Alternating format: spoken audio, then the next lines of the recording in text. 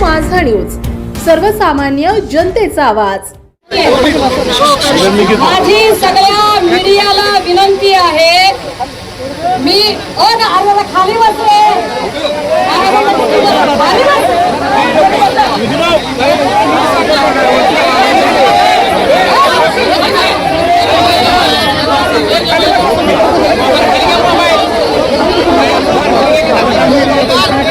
माझी सगळ्या मीडियाला विनंती आहे, फलटण पोलीस ठाणे तालुका फलटण जिल्हा सातारा यांचा समोरचं दार बघा की किती पोलीस अक्षरशः गेटवर आहेत की तुम्ही आमच्याकडे न्याय मागायला यायचं नाही, कुणी न्याय मागायला यायचं नाही, न्याय मागायला यायचं नाही, खाली बसता का तुम्ही? कुणीच न्याय मागायला जायचं नाही त्यांच्याकडे न्याय कुणी मागायचा ते ठरलेलं आहे का?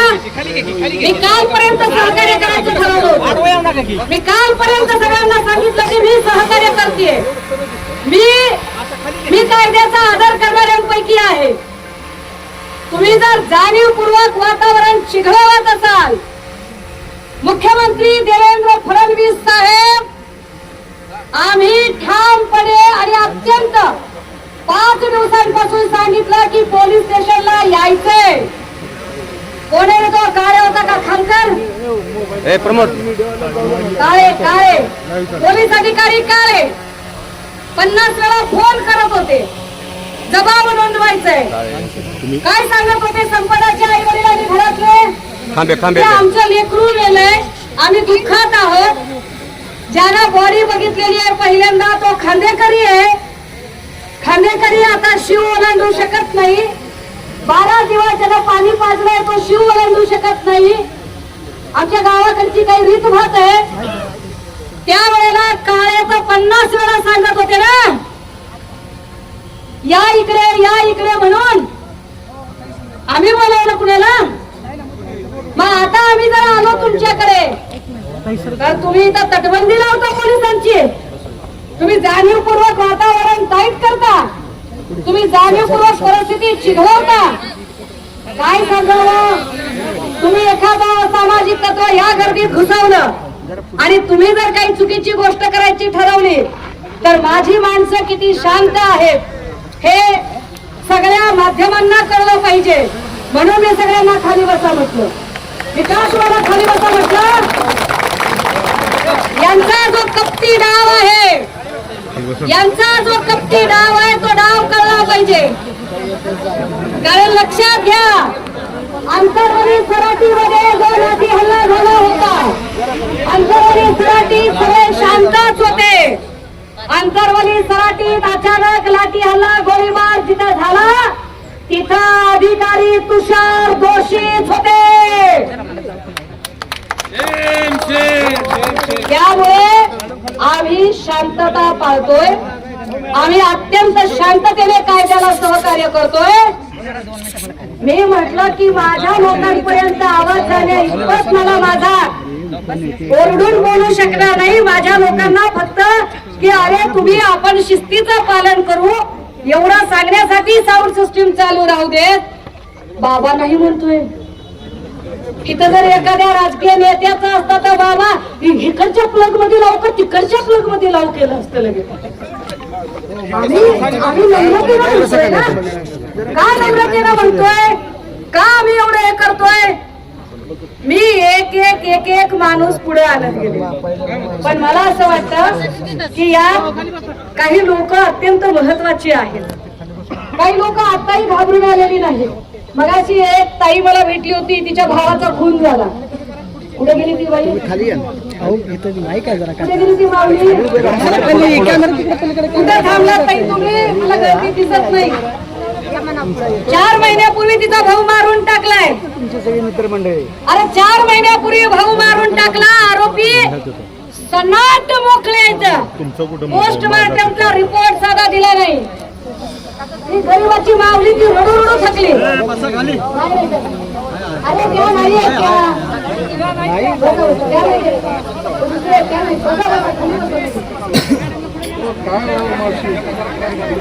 किती प्रकरण यावी, फलटण मधनं किती प्रकरण यावी, गोष्ट सांगेन, मी एक एक गोष्ट बैजवार सांगेन, पण आधी जरा एक एक प्रकरण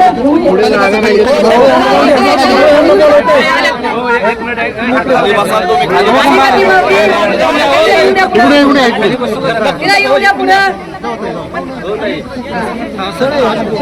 अरे खाली बसा. एक मिनिट मीडिया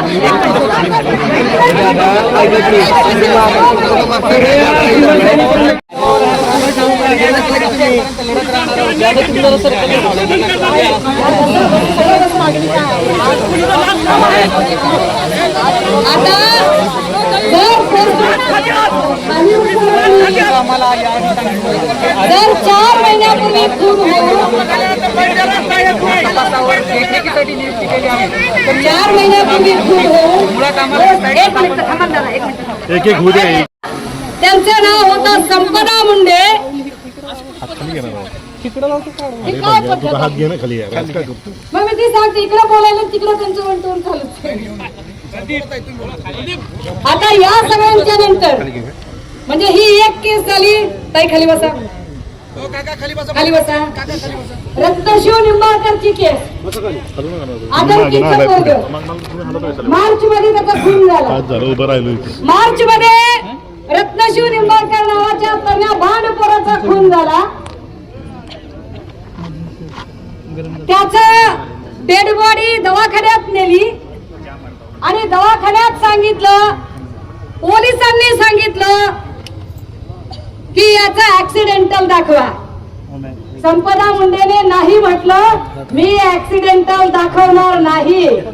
संपदा मुंडेने रत्नशिवच्या घरच्यांना सांगितलं की हे ऍक्सिडेंटची केस नाही, कोयत्यानं तोडलेलं आहे, हे मिळलंय पोरग, ह्याला कोयत्याचा मार आहे, ह्याच्या डोक्यात कोयतं लागलंय, त्याच्या हाताची 2 बोटं छाटलेली आहेत, त्याच्या पोटावर कोयतं आहे, त्याच्या जांघ्यावर कोयतं आहे. काय पुढे काय केलं त्यांनी? अख्ख्या आदरकी गावाला, आदरकीचे कोण कोण येतो दादा? हो, खोटं बोलत असेल तर हात वर करा. खरं सांगते का खोटं सांगते? बरोबर आहे, एकदम ताई. एक तरी शेर निघाला नाही. या भाषेच्या वर्गात बोलणारा एक तर निघाला ना. हा, आदरकी गावची लोक पोलीस स्टेशनच्या समोर जमली आणि त्यांनी सांगितलं की आमच्या पोराचा खून झाला, ऍक्सिडेंट नाही. संध्याकाळपर्यंत डेड बॉडी ठेवावी लागली, तेव्हा कुठे खुनाचा गुन्हा दाखल करून घेतला. Police station Phaltan. अधिकारी महाडिक जायपत्र काळे पाटील. नाव तिकडच्या सगळ्या LIBच्या ऐकायची. सुनील महाडिक नाही, राहुल बसवर येऊ की साईड कॅरेक्टर, साईड हिरो सगळे घेऊ आले. मग मेन हिरोला हात साईड कॅरेक्टर घेऊ सगळे.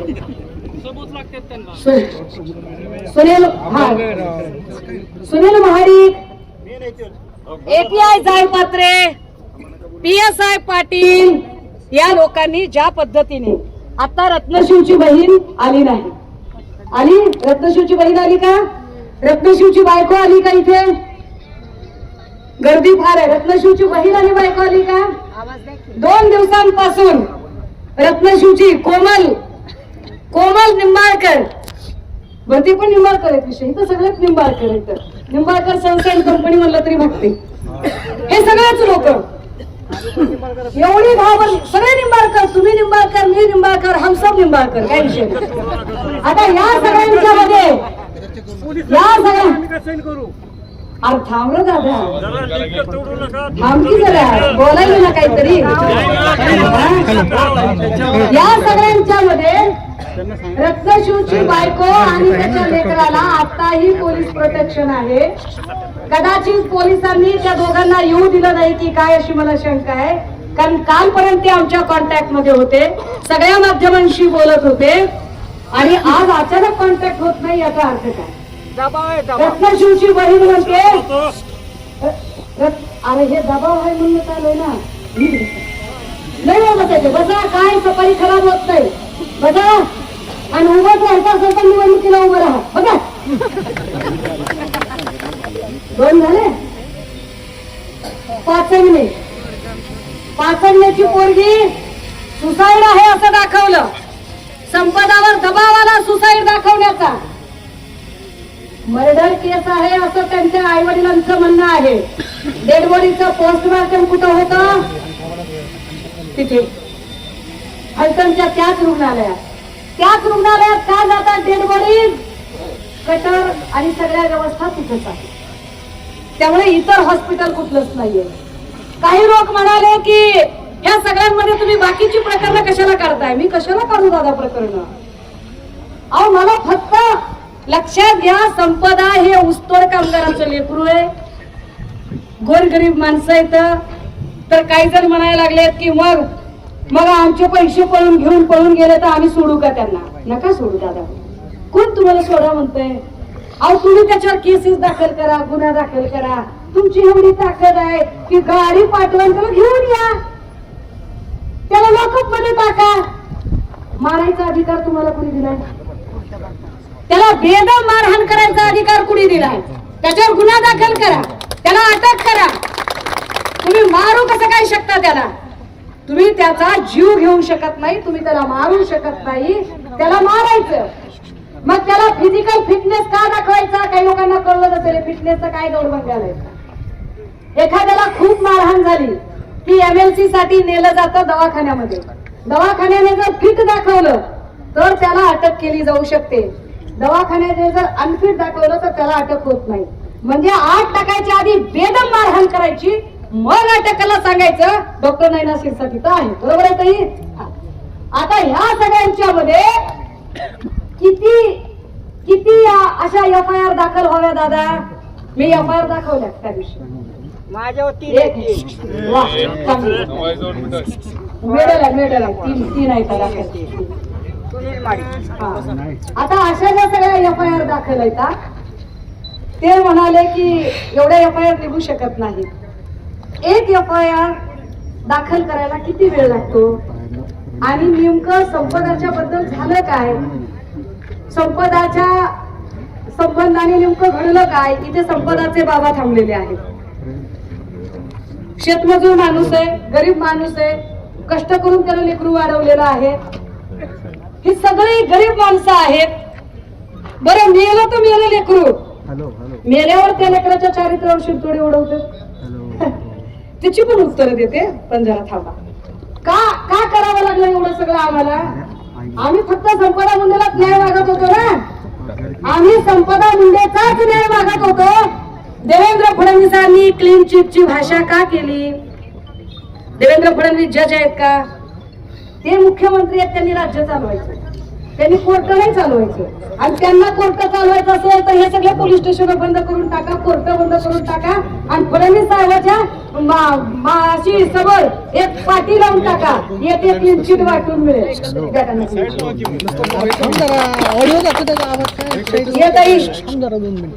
तुला 1 मिनिट आहे फक्त सांगायला. आणि 1 मिनिटात तू सांगणार. तुला फक्त नाव सांगशील. माझं नाव शीतल विकास लंबाते. राहणार उपळ. काय नाव आहे? शीतल विकास लंबाते. राहणार उपळ. काल म्हणजे जून मध्ये माझा FIR इथं दाखल झालेला आहे. आमची जागा असताना अधिकारी कोण होता? अधिकारी PSI पाटील साहेब होते. एक लक्षात घ्या, हे PSI पाटील तेच आहे ज्या PSI पाटीलने संपदा मुंडेला मेंटली टॉर्चर केलं. ज्या PSI पाटील आणि API जाय पात्रेने संपदाला डिमोरलाइज करायचा प्रयत्न केला. ती डिप्रेशन मध्ये जाईल इतकं तिला टॉर्चर केलं. त्या PSI पाटील बद्दल आता ही माऊली काय सांगती? मी अजिबात पडले नसते. मी लय गरीब लेकरू आहे, मी लहान माणूस आहे, मी एकदम गरीब माणूस आहे. मी काय चॅलेंज कुणाला देऊ शकत नाही, आव्हान देऊ शकत नाही. संध्याकाळी 6ला उत्तर द्यायचे म्हणे त्यांना. त्यांनी आव्हान दिलंय की या म्हणून. अहो फोन करून सांगायचं तुम्ही आम्हाला. आम्ही आलो, आम्ही येऊ तुमच्याकडे. मुळात तुम्ही का उत्तर देताय? तुम्ही उत्तर का देताय ते आम्हाला सांगा. कारण तुम्ही उत्तर द्यायचं काहीच कारण नाही. आम्ही तुम्हाला आरोपी म्हणलंय का? तुम्ही स्वतः आरोपी का म्हणताय स्वतःला? उलट आम्ही तर म्हणतोय मी तुमची पाहुणी आहे, तुमची बहीण आहे, या माझ्या सोबत आणि मदत करा माझी इथं आरोपपत्र दाखल करायला. PSI पाटील काय म्हणला? PSI पाटील काल माझे नातेवाईक भेटायला दोघं जण आला असताना आमचा ऍक्सिडेंट झाला होता. PSI पाटील मला डायरेक्ट म्हणला की जून मध्ये तू खोटी FIR केलेली आहे आणि जे तुझे राजेंद्र फक्कड लंबाते मी फिर्याद त्यांच्यावर केलेले आहेत. कोण आहे राजेंद्र लंबाते? राजेंद्र फक्कड लंबाते हा BJPचा म्हणजे माजी खासदार रणजित सिंह नाईक निंबाळकर यांचा कार्यकर्ता आहे. तो 2014 म्हणजे माजी सरपंच झाला आणि तो आला, तो मला PSI पाटील म्हणतो की त्याचंच खरं आहे आणि त्याच्या आधी मी FIR काढून घेणार. मी काल 9 वाजता इथे आले होते. चला ताई, LCBचे लोक LIBचे लोक जर असतील, दादावर टिप्पण काढा रे, एकेकाचं टिप्पण काढा. काय टिप्पण काढायचे ते काढा. मी अजिबात पुराव्याशिवाय काय बोलत नाहीये तुम्हाला. रत्नशिव निंबाळकरच्या खुनाचा जो आरोपी आहे त्याचा सख्खा भाऊ भाजपचा सरचिटणीस आहे. सख्खा भाऊ भाजपचा सरचिटणीस आहे. अटक झाली नाही राजू त्याला. आज 8 महिने झालं अटक झाली नाही. सगळे मोकाट सुटलेले आहेत.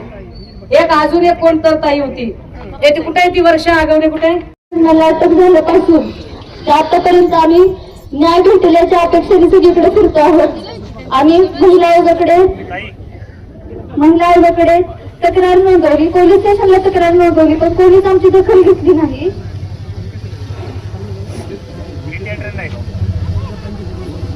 कधी भेटणार आहे आम्हाला न्याय? माजी खासदार रणजित सिंह नाईक निंबाळकर यांचे कार्यकर्ते घरी येऊन आम्हाला धमकी देत होते की आता तुमच्या वडिलांचा कार्यक्रम लावला, आता तुमचाही कार्यक्रम लावतो.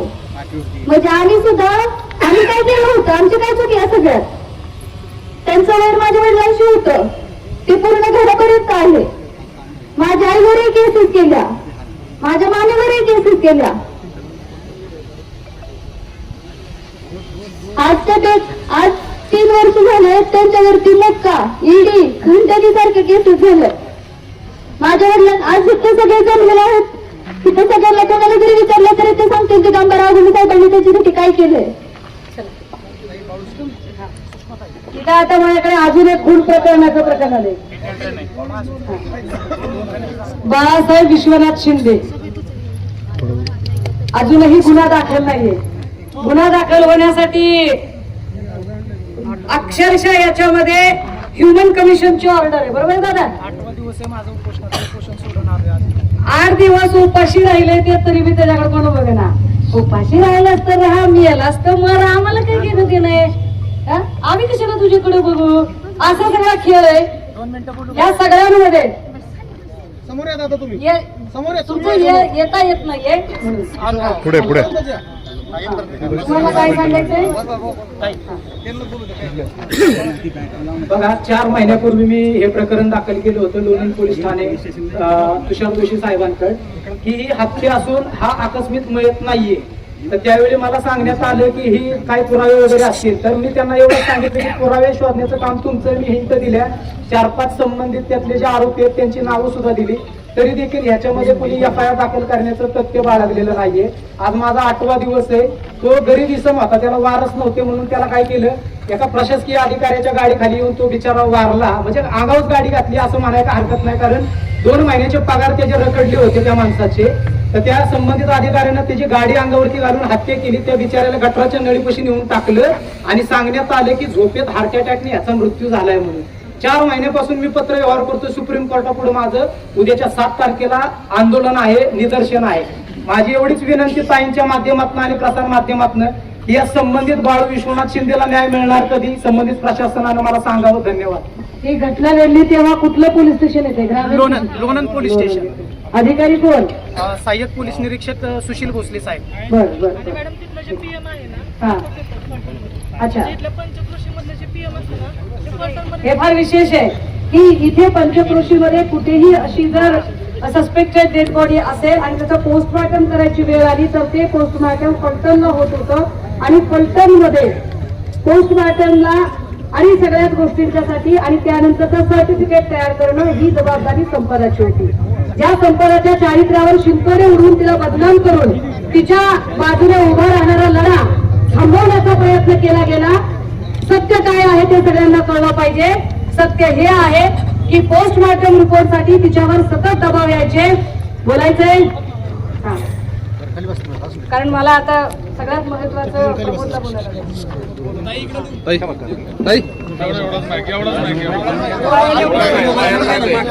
अलीकडे या तुम्ही थोडा चेहरा फिरवा.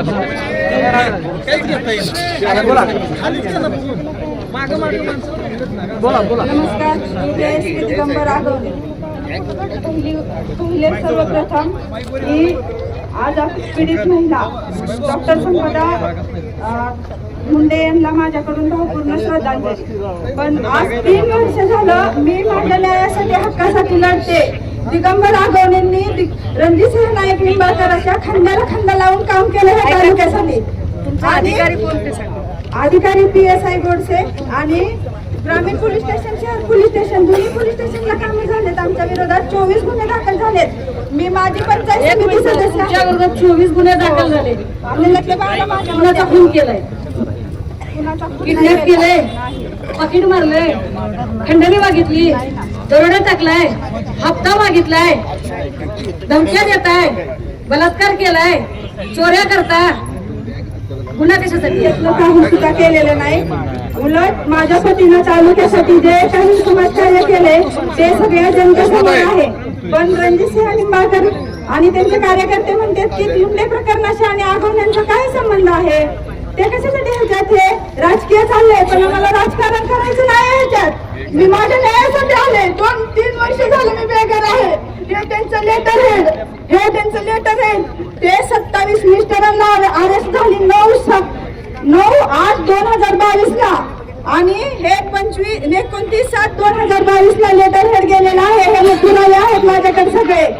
आणि तिथून षडयंत्र चालू झालं सगळं. 2 महिन्यापूर्वी षडयंत्र सगळं रचलं. ज्या काय म्हणणं आहे? 1 मिनिटात सांगा. माझं एकच म्हणणं आहे की ह्याच्यात प्रशासनावरती दबाव आणून कसं प्रकरण हे केलं. मोक्का लागला. हॅलो, मोक्का माझ्यावरती, आमच्यावरती तो 13/4/2022 ला अर्ज येतो आणि 13/12/2022 ला आमच्यावरती तक्रार दाखल होते. आणि माझा ह्याच्यात काही संबंध. तर मी फिर्यादीला फोन केला आणि सांगितलं की मिस्टरांनी अरेस्टला कस्टडीत आहेत, तुला भेटायला बोलवले. पण नंबर नाही दिला त्यांनी कुठला.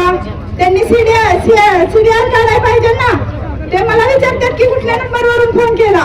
पण त्यांनी सांगावं की नंबर कुठला आहे आणि कुठल्या नंबरवरून मी फोन केला. 29 तारखेला माझी मोक्याची बेलची तारीख कोर्टात आहे आणि मी कोर्टासमोर बसले आणि माझ्यावरती NC दाखल होते पोलीस स्टेशनला.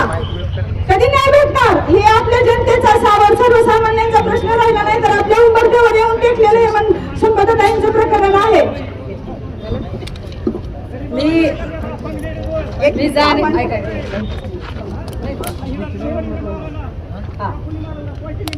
एक मिनिट. आता ह्या सगळ्यांमध्ये खाली बसा. मला हे सगळं चालू असतं. थांबव त्याला, वेगळं काय करेल ते त्याला थांबव, इकडे बोलू घ्या त्याला. नाही, ते कोण आहे ते मला माहिती आहे. त्याचा फोन आलाय. मी जाणीवपूर्वक ते फोन कॉल व्हायरल केले नाही. ह्या सगळ्यांचे मला फोन कॉल व्हायरल करता आले असते. मला ते अपेक्षित होतं. त्यामुळे बाळू कदम आता जे काही बोलत आहेत तर बाळू कदमांनी आता हे सगळं काही जरा थांबवलं तर बरं होईल. मला अपेक्षित आहे तुमच्याकडून हे सगळं होणं. मी आधीच म्हटलं की मी निशस्त्र आहे, मी निहत्ती आहे. माझ्याकडे कुठलंही शस्त्र नाहीये. मी आमदार नाही, मी खासदार नाही, मी मंत्री नाही. माझ्याकडे एक पण माणूस नाही. जी सगळी आलेली माणसं आहेत ती फक्त एका लेकीला न्याय देण्यासाठी आलेली आहेत. मला प्रमोदला इथे बोलायला उभं करायचंय. Pramod, doctor Pramod Munde. Pramod MBBS doctor आहे. प्रमोदची बहीण डॉक्टर संपदा मुंडे. डॉक्टर प्रमोद मुंडे हा तो माणूस आहे. जेव्हा पोलिसांनी फोन केला आणि नातेवाईक इथे आले आणि पहिली डेड बॉडी ज्याने बघितली तो प्रमोद मुंडे. ज्याने तळहातावरच्या नोट बघितली आणि त्याचा फोटो काढला आणि तो फोटो बाहेर आला तो प्रमोद मुंडे. पोस्टमॉर्टेम काय असतं आणि पोस्टमॉर्टमची ड्युटी सुद्धा करणारा प्रमोद मुंडे. म्हणजे प्रमोदला मेडिकलच्या सगळ्या टर्म्स कंडिशन माहित आहे. प्रमोदचा अनुभव काय आहे ते जास्त महत्वाचं.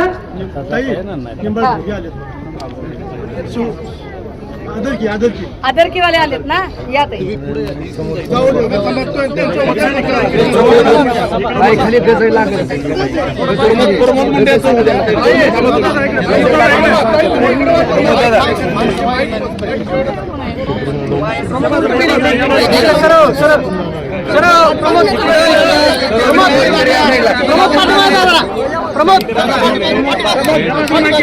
किंवा उच्च न्यायालयाच्या निवृत्त न्यायाधीशाच्या अध्यक्षतेखाली एक समिती स्थापन होऊन याचा तपास का केला जावं याचं मी संक्षिप्तमध्ये तुम्हाला उत्तर देतो की का आम्हाला यासाठीची मागणी आहे. सर्वात प्रथम जेव्हा आम्हाला ही घटना कळाली की रात्री 8:15 वाजता आम्हाला अंदाजे कळाली वडवणी पोलीस स्टेशन मार्फत की तुमच्या बहिणीने अशी आत्महत्या केल्याचं समजते. आम्ही तातडीने इथे रवाना झालो. 3 वाजता आम्ही इथे पोहोचलो. तोपर्यंत पोलिसांचे आम्हाला वारंवार फोन येत होते की तुम्ही कुठपर्यंत आला आहात आणि आम्हाला आधी त्यांनी सांगितलं होतं की आम्हाला बॉडी हलवता येणार नाही, तुम्ही या लवकर. मग आम्हाला ते वारंवार फोन करत होते. आम्ही इथे पोहोचल्यानंतर आम्हाला असं कळवण्यात आले की बॉडी ऑलरेडी हलवलेली आहे. पहिला मुद्दा हा उपस्थित होतो की त्यांनी बॉडी नातेवाईक तिथे येण्या अगोदर का हलवली. नंतर दुसरी गोष्ट, जेव्हा आम्ही आतमध्ये गेलो तेव्हा मी स्वतः डॉक्टर असल्यामुळे मी त्यांना विनंती केली होती की मला ऑटोप्सीसाठी ते प्रेझेंट राहायचंय. आणि म्हणजे काय मराठीत सांगा. ऑटोप्सी म्हणजे शवविच्छेदन. जेव्हा डेड बॉडी झाली, तिथे पोस्टमॉर्टम जे केलं जातं त्याला ऑटोप्सी म्हणतात. तर तिथे मी प्रेझेंट असताना मी हातावरची सुसाईड नोट पाहिली. ती सुसाईड नोट पाहिल्यानंतर मी त्यांना रिक्वेस्ट केली की हा एक पुरावा आहे, हा मला याचा फोटो काढू द्या. तर त्यांनी असं सांगितलं, माझा फोन हिसकावून घेतला, मला पकडलं आणि मला असं सांगितलं की तुम्ही हे पुरावे घेऊ शकत नाही म्हणून. आणि मग त्यानंतर मी अशी रिक्वेस्ट केली की त्यांना तुम्ही मला साताऱ्याला याचं जे पोस्टमॉर्टम होईल ते फॉरेन्सिक एक्सपर्ट कडूनच व्हायला हवं आणि साताऱ्याला जायचंय त्यासाठी. मग तिथे जे वैद्यकीय अधीक्षक धुमाळ होते ते 5 वाजेपर्यंत तिथे प्रेझेंट नव्हते. 5 वाजता ते आले, तेव्हा त्यांना अर्ज लिहिला आणि 6 वाजता मी पोलीस स्टेशनला आलो. तर एक FIR 2 पानाची FIR लिहायला पोलिसांनी मला 6 ते दुपारी 2 वाजेपर्यंत टाइम घेतला. ही FIR कमीत कमी 7 ते 8 वेळा फाडली गेली. परत करेक्शन करून जाणून बुजून मला उशीर केला गेला. कारण माझी ही विनंती होती की मला साताऱ्याला जाऊ द्या, तिथे जी ऑटोप्सी आणि पोस्टमॉर्टम जे होणार आहे तिथे मला राहू द्या प्रेझेंट. पण हे वारंवार त्यांना इथे मला उशीर करण्याचा होता म्हणून त्यांनी मला हे जाऊ दिलं नाही. त्यानंतर जेव्हा बॉडी परत येत होती ऑटोप्सी झाल्यानंतर, पोस्टमॉर्टम झाल्यानंतर, तेव्हा पोलिसांनी आम्हाला असं सांगितलं की इथे फलटण शहरामध्ये खूप ट्रॅफिक जाम असेल, त्यामुळे आम्ही तुम्हाला फलटण शहराच्या बाहेरून काढून देतो. आणि असं सांगून आम्हाला बॉडी बाहेरून काढून दिली की मीडिया समोर ही गोष्ट नको यायला म्हणून. आणि मग या संपूर्ण प्रकरणामुळे आम्हाला पोलिसांवर संशय वाढत गेला. आणि मुख्य म्हणजे तिच्या हातावरची जी सुसाईड नोट आहे त्यामध्ये जो आरोपी आहे गोपाळ बदले, तो पोलीस याच ग्रामीण पोलीस ठाण्याचा उपनिरीक्षक आहे. आणि शहर पोलीस ठाणे हे म्हणजे हॉटेल मधुदीप जिथे ही घटना घडली ते शहर पोलीस ठाणे हद्दीत येतं, म्हणून हा इथे तपास सुरू आहे. पण फलटण पोलीस आणि सातारा पोलीस यांच्यावरच मुळात आम्हाला विश्वास नाही. त्यामुळे आमची जी मुख्य मागणी आहे की यासाठी स्वतंत्र SITची स्थापना किंवा त्याच्या देखरेखीसाठी उच्च न्यायालयाच्या निवृत्त न्यायाधीशाच्या अध्यक्षतेखाली एक समिती स्थापन केली जावी. आणि त्याशिवाय आम्ही इथल्या पोलिसांना जबाब देणार नाही असं मी ठाम आहे या गोष्टीवरती. आणि आज या 12 दिवसानंतर प्रथमच मला फलटणच्या या शहरातील लोकांना आणि महाराष्ट्राच्या संपूर्ण जनतेला सांगायचंय की मागच्या 17 जानेवारी 2023 रोजी माझी बहीण फलटण उपजिल्हा रुग्णालय येथे जॉईन झाली होती.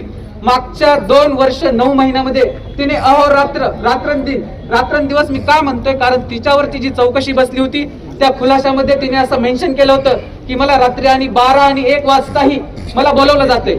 जर हे चुकीचं आहे तर मला याचं उत्तर द्यावं आणि त्यांनी मला सांगावं की हे चुकीचं आहे म्हणून. त्याच्या खुलाशामध्ये तिने असं मेन्शन केलंय. मग या तुमच्या संपूर्ण फलटणची माझ्या बहिणीने जी सेवा केली आहे ती तर दुर्दैवाने आज या जगात नाही, पण तिच्या न्यायासाठी तुम्ही आमच्यासोबत उभे राहू शकता आणि या संपदाला तुम्ही न्याय मिळवून देऊ शकता. पण जर आज या संपदाला न्याय मिळाला नाही तर उद्या कदाचित प्रत्येक घरामध्ये डॉक्टर संपदा निर्माण होईल आणि यासाठी कोणी सुद्धा या प्रशासनाला अडवणार नाही आणि हे निश्चितच होईल. त्यामुळे माझी या सर्व महाराष्ट्राच्या जनतेला हात जोडून कळकळीची विनंती आहे की या लढ्यामध्ये तुम्ही आमच्या सहभागी व्हा आणि जोपर्यंत आरोपींना फाशीची शिक्षा होत नाही तोपर्यंत तुमचा सहभाग आम्हाला दाखवा. तसेच खुलाशामध्ये तिने जे इतर वैद्यकीय अधिकारी आणि पोलीस प्रशासनातील अधिकाऱ्यांवर आरोप केलेले आहेत आणि त्यामध्ये सरळ तिने एक सुसाईड नोट म्हणून असं मेन्शन केलेलं आहे की फेब्रुवारी पासून मला पोलिसांचा असह्य त्रास होत आहे. यातून जर मला काही अनुचित घडले, मी माझ्या जीवाचं काही बरे वाईट करून घेतले तर यास फक्त आणि फक्त पोलीस प्रशासन जबाबदार राहील. तर माझे हे म्हणणं आहे की जे माणूस, जी मुलगी, जी डॉक्टर आत्महत्येपूर्वी फक्त 2 मिनिट किंवा 2 तास आधी जी हातावर लिहिते तीच फक्त सुसाईड नोट का? आणि जर तिने 13 ऑगस्ट रोजी ही जी चौकशी बसली होती त्याच्या खुलाशामध्ये असं लिहिलं आहे तर ती सुसाईड नोट तुम्ही का कन्सिडर करू शकत नाही? म्हणून आमची मुख्य मागणी हीच आहे की हातावरती जे 2 आरोपींचा उल्लेख आहे ते तर लोक नक्कीच यामध्ये दोषी आहेतच, त्यांना तर फाशीची शिक्षाच व्हायला पाहिजे, पण जे इतर सर्व काही आरोपी यामध्ये दोषी आढळतील त्या सर्वांना सेवेतून तातडीने बरतर्फ करण्यात यावे आणि त्या सर्वांना कायद्याच्या रूपाने जी काही कठोरात कठोर कार्यवाही करण्यात यावी ती करावी ही अशी आम्हाला विनंती आहे. आणि या महाराष्ट्राच्या जनतेवर आणि या न्याय व्यवस्थेवर आम्हाला पूर्ण विश्वास आहे की नक्कीच आम्हाला या प्रकरणामध्ये न्याय मिळवून देतील असा आम्हाला विश्वास आहे. लेकरू बघा किती छोटं आहे. तिच्या नवऱ्याचा मर्डर झाला. ऍक्सिडेंटल दाखवलं.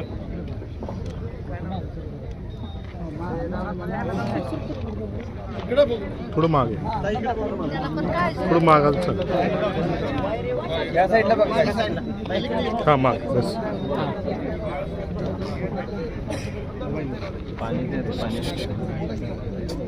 प्रथम मी संपदाताईंना भावनिक श्रद्धांजली वाहते.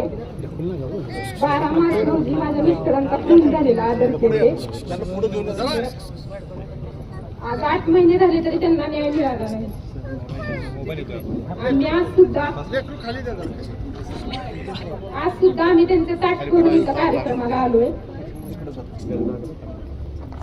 माझं एवढंच म्हणणं आहे की माझ्या मिस्टरांना न्याय मिळावा. त्यांचा 12 मार्च रोजी आदर घेते आणि गाडीनं ठोकर दिली आणि नंतर त्यांच्या डोक्यात वार केले. जेव्हा बॉडी इथं फलटणला आली हॉस्पिटलला तेव्हा आम्हाला संध्याकाळपर्यंत कळालंच नव्हतं की आम्हाला घरी कळालं हा ऍक्सिडेंट आहे. नंतर आम्ही फलटणला आल्यावर ती संपदाताई भेटल्या. त्या बोलल्या की हा खून आहे. मग आम्ही म्हटलं आम्हाला कसं काय खोटं समजलं सगळं की हा ऍक्सिडेंट झालाय. तर त्या म्हटल्या हो मला पण तसं सांगायला लागलं पण हा खून आहे. मग आम्ही आंदोलन करतो बोलल्यावर आम्हाला PM रिपोर्ट हे खुनाचे भेटले. माझी 2 लहान मुलं आहेत. आज 8 महिने झाले न्याय भेटत नाही. आम्ही बऱ्याच ठिकाणी मी रोज कुठे ना कुठे फिरत असते. तर माझं एवढंच म्हणणं आहे की माझ्या नवऱ्याला न्याय मिळावा. ज्याने मारलंय तो कोण आहे? त्याचा भाऊ कोण आहे? तो त्याचा भाऊ भाजपचा सरचिटणीस आहे. त्याचा सक्का भाऊ आहे सुरेश व्यंकट लिंबाळकर. त्याचा सक्का भाऊ आहे. भाजपच्या सरचिटणीस आहे हे जरा लक्षात बसा. ताई बसा. ताई बसा. तिकडे यायचं त्यांना येऊ द्या. कोण आहे हे? या आई या इकडे. इकडे आई. तुम्ही जावा पाठीमागे. एक मिनिट तुम्ही पाठीमागे जावा मग त्यांना येऊ. जसं त्या ताट करून आले तसं संपादाचे वडील आज 13 वर्ष करून तिथं नैवेद्य दाखवून ते आलेले आहेत. या आई. अरे सुषमा ताई आगे बढ़ो.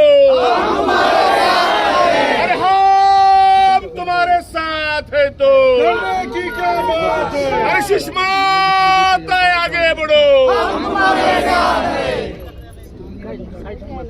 काय करायचं तुम्ही माझ्या सरांना तुम्ही जावा ना. तुम्ही पोरांच्याकडे तो वाटतं की त्याच्या बायको काढायचं. आम्हाला किती त्रास होते आमच्या आता आमच्या माहिती क्रीडेनं मारलं काय त्याला मिळालं. आम्हाला न्याय पाहिजे दुसरं नाही का. आमच्या पोराला न्याय पाहिजे. त्याच्या आत्म्याला शांती पाहिजे. अटक नाही झाली? नाही अटक झाली. पळून गेला ते अजून गावलं नाही. आता 9 महिना लागला. आज ताट करून आम्ही आले तुमच्यापर्यंत. तुम्ही आम्हाला न्याय द्या आमच्या पोराला. तुमच्या मागे सुषमा ताई.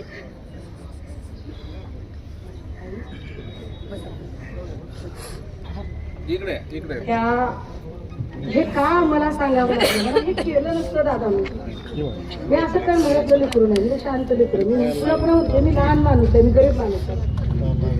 तुम्ही एका उत्तर कामगाराच्या लेखीच्या आबरूवर जे शिंतोडी उडवायचा प्रयत्न केला त्याचं एकेकाचं करेल मी. माझ्या गावकडच्या भाषेत त्यांना पंचनामा करेल. पण आधी इथे 2 माणसं आहेत त्यांना त्यांचं म्हणणं वाढवायचंय. एक शिवसेनेचे उपनेते आहेत शरद कोळी आणि दुसरे पॅन्थर संघटनेचे अध्यक्ष आहेत दीपक केदारजी. ते 2-2 मिनिटात भूमिका मांडतील. शरद भाऊ या.